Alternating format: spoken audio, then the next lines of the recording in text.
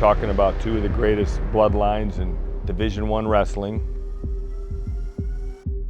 They've been wanting to wrestle each other for a while, right?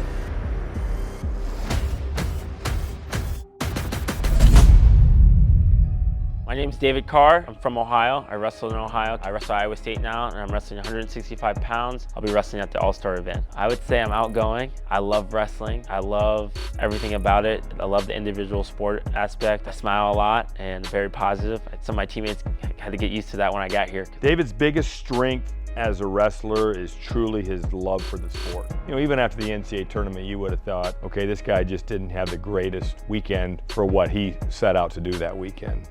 He's back in here Monday. So that's the beauty of David Carr. My dad's super positive, and he uses a fancy word. It's called a Panglossian, and that's a highly optimistic person in times of trouble or in any time. They're always optimistic and very positive. Seeing that through the way he coached me and how he views life, that's how I view life. It made me just appreciate winning. It made me appreciate the sport. I don't think I've gone more than like a week off the mat. I just love wrestling so much. I love watching it. I love talking about it. A big part of my life. Just get it from my dad. I'm Quincy Monday from Arlington, Texas. I wrestle for Princeton University at 165. I got introduced to wrestling through my father at 6 years old. He's all right. He's a pretty decent wrestler. Nah, he was an Olympic champ, and so he ran a club. I was just kind of always around it with my brother as well. I like that wrestling is a fight. I really do enjoy that aspect of it. I like being able to go out against another person and know that they're trying as hard as they can to do what they can, and I'm trying to do what I can, and we're just kind of battling it out. And I've like wrestled him before, and he is like a rock. Like, to score on him is incredibly hard. I think I've had a lot of success in wrestling because of my discipline, my work ethic, and my mentality, honestly. I don't get too high or too low when I take a win or a loss. I just kind of look ahead to what's next and how I can keep improving. I'd say I am pretty different off the mat. I think I get pretty intense on the mat. When it's time to go, I lock in. But off the mat, I'm pretty chill, I'd like to say, pretty laid back. I'm wrestling David Carr at the All-Star match. David is a national champ. I think his technique is really clean. I think he's just very on top of his technique and doesn't really make a lot of mistakes. I'm wrestling against Quincy Monday in the All-Star match. I'm super excited.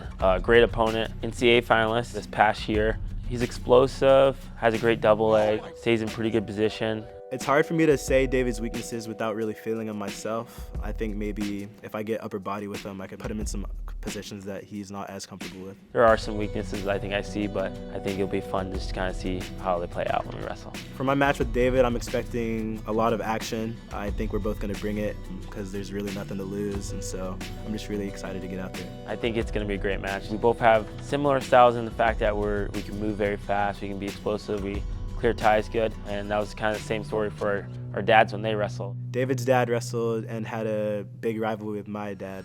Kenny Monday and my dad wrestled a bunch of times. It was kind of a back and forth rivalry. You know, each match was close, and sometimes maybe Monday would beat him in the duel, and then the next time they wrestled, maybe it was close, or maybe my dad would beat him. I hear the old stories of my dad and Nate Carr's rivalry, their matches, and kind of how intense they were. When they wrestled, I honestly don't think they liked each other very much. They weren't best friends. I'm sure my dad wouldn't invite him to the best man at his wedding. They had some battles. Well, the senior year it became personal. It was so bad that I can lose to anybody in the country as long as it's not Kenny Monday. Just a fierce competitor, man. I knew I had to get up in the morning and train. Kept me up at night training, so I had to be at my best to even compete with the guy, let alone beat him, right?